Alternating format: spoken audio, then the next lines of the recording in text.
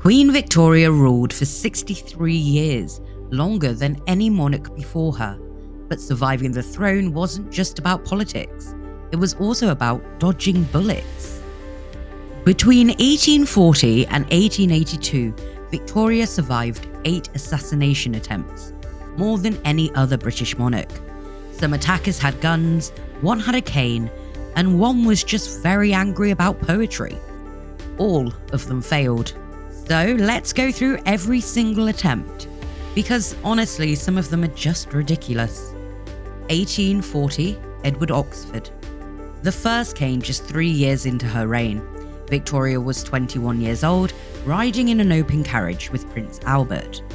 The streets were crowded, everyone was cheering, then suddenly, Edward Oxford stepped forward, raised a pistol, and fired 2 shots. Both missed. Oxford was tackled and arrested immediately. His pockets were full of bullets, and he bragged that he was trying to make history.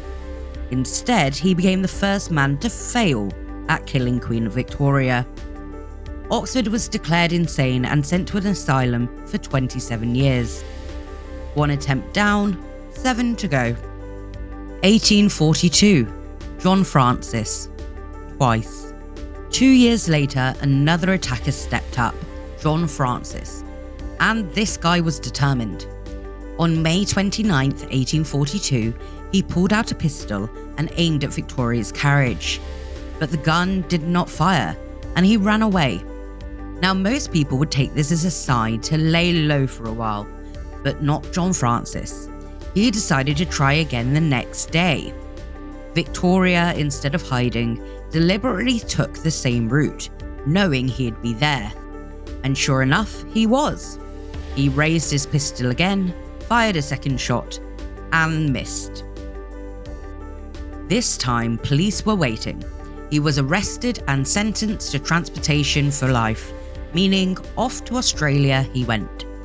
Attempt number 2 and 3 failed. The very same year, yet another man tried his luck. John William Bean, a teenage hunchback, also wanted to make a name for himself. The problem? He didn't have real bullets. His gun was loaded with paper and tobacco. Nobody was hurt, but it was still considered treason. Bean was sentenced to 18 months in prison, which honestly was light compared to the others. 1849, William Hamilton. Fast forward to 1849.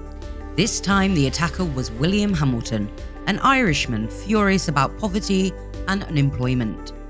His plan: fire a gun at the Queen to prove a point. His execution? Terrible. The gun was only loaded with gunpowder, no bullets, just smoke. Hamilton was tackled instantly and, like John Francis, shipped off to Australia. Another attempt, another failure. 1850, Robert Pate. The next year, Victoria faced her only physical attack. Robert Pate, a former soldier, wasn't interested in guns. He had a different approach. Walk up to the Queen and smack her in the head. Victoria was stepping out of her carriage when Pate rushed forward and struck her with his cane. The force was enough to bruise her forehead. For the first time, an assault had actually made contact. Did this shake Victoria? Not at all. She carried on like nothing happened. Meanwhile, Pate was sentenced to 7 years transportation. 1872, Arthur O'Connor.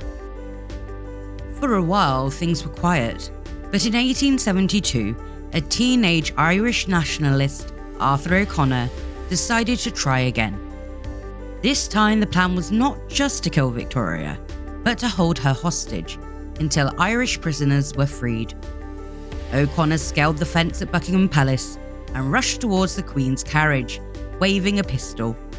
Unfortunately for him, he was terrible at timing. Before he could get close, John Brown, Victoria's Scottish personal attendant, tackled him to the ground. O'Connor's pistol wasn't even loaded. He was sentenced to 12 months imprisonment and a birching. 1882, Roderick MacLean. And finally, the last attempt, and possibly the most ridiculous. It was 1882, and a man named Roderick MacLean had one major complaint. Victoria hadn't replied to his poetry. So naturally, he decided to shoot her. As Victoria's carriage passed through Windsor, MacLean raised his pistol and fired. He missed, of course, but this time the hero of the day wasn't a police officer or a royal guard. It was a group of Eton schoolboys. They saw the shot, ran straight to MacLean, and beat him with their umbrellas. A truly British response. MacLean was arrested and declared insane, and just like that, 8 assassination attempts, 0 success. Victoria never wavered, never hid, never gave in to fear. Instead, she carried on, publicly, defiantly, and completely unfazed. Her response to all of this? It is worth being shot at to see how much one is loved. Queen Victoria, the most frequently and most unsuccessfully targeted monarch in British history.